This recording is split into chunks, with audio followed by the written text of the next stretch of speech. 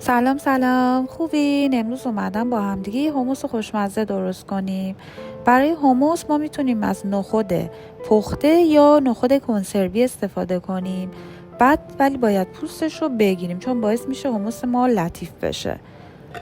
بعد نخودا رو ما میریزیم توی بلندر، 1 حبه سیر اضافه میکنیم، ارده رو اضافه میکنیم، روغن زیتون،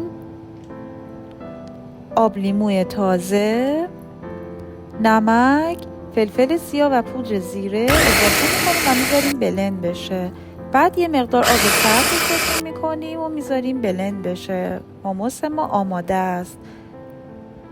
برای تزیینش هم همینجور که توی فیلم میبینین ما میتونیم از روغن زیتون و اینکه پودر فلفل پاپریکا یا فلفل ساده که ما برای اینکه پاپریکا بچسبه چنگالمون رو توی آب میزنیم، بعد توی پودر پاپریکا و میذاریم دیزاینمون انجام بشه.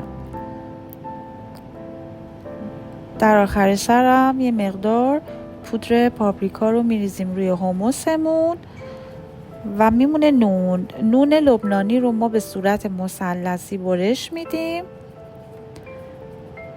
بعد مقداری روغن زیتون اضافه میکنیم و زعتر و میذاریمش توی فر حدود تقریبا 5 دقیقه با درجه حرارت 200 درجه سانتیگراد کریسپی بشه.